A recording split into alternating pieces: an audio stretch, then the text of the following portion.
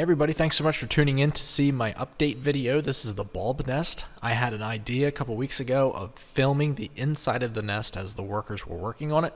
However, my video camera does not zoom in to that hole in focus to be able to see the workers inside. So I use a tool of mine that's actually for doing construction work. It's a snake camera and it has LED lights on the end of it, and I use that for like going in pipes and inside wall cavities and things.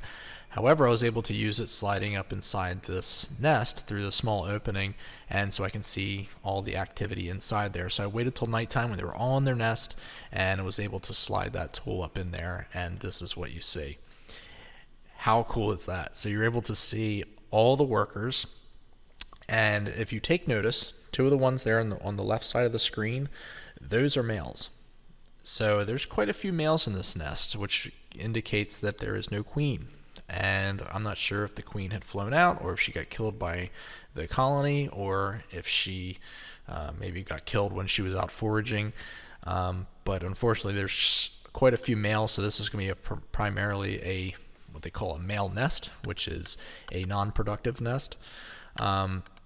So just to kind of give you a little background, the queen will lay fertilized eggs, which are workers, and at the end of the season she will lay fertilized eggs that are in larger cells, and get more nutrition, therefore they develop into queens. So when there's no queen to lay fertilized eggs, the workers will then lay eggs, and they lay unfertilized eggs, which will become males.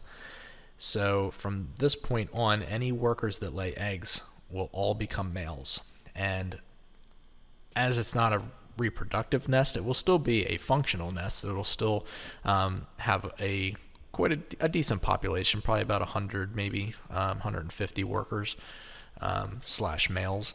But it just won't be a super productive nest, and it will probably die earlier on in the season than what, say, a longer a productive nest would. It's definitely not going to get to be the size of a beach ball or anything.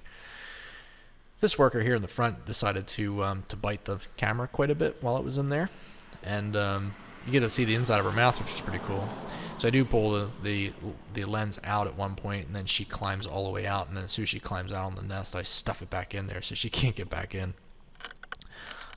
Bear with me while the camera moves around a little bit. This is there we go, she goes back in. It was really difficult to get this steady. The top left here, you can see the spacing between the two layers of envelope, which I thought was really neat. I tried to get some better pictures of that, but it's really hard to maneuver that thing around. And the way I actually film this is that the tool does not take video, it's just live action.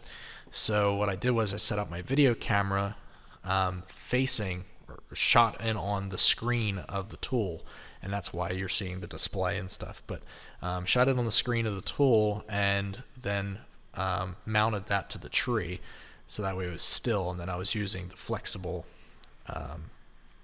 pipe, as you want to call it, for the camera lens, which is about 2 feet long.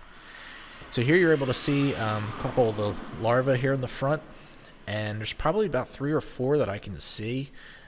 So I think that they're probably getting to the point now where they need to start really building more comb to allow it to accommodate for making more larvae, which then gives them more food, because they do kind of seem like they're a little bit cramped in that space.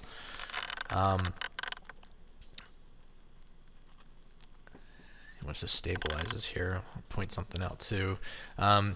So you can see that there's quite a few males there. There's probably about 4 or 5 that I can see.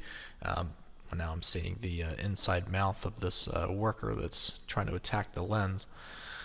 Since this does have LED light on it, they aren't too concerned about what that camera looks like. If this were daytime and they saw that coming in the hole without the lights on, they would be attacking it. They'd be swarming all around me.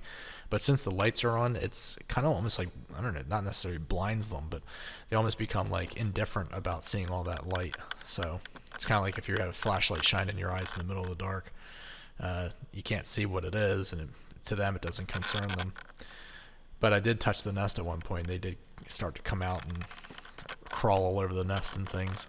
The vibration, they concern more about the vibration than anything.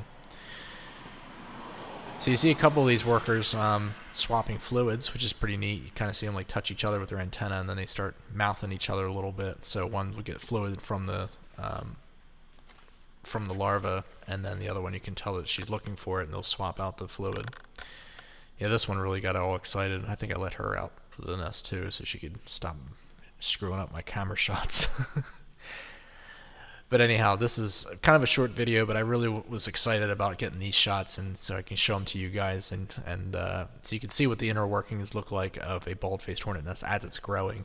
So as time progresses, I'd like to get some more shots like this and include them with my time-lapse videos. But anyhow, thanks so much guys for tuning in for this video. If you haven't subscribed already, please consider subscribing to my channel, and otherwise I'll see you guys on the next video. Thanks for watching.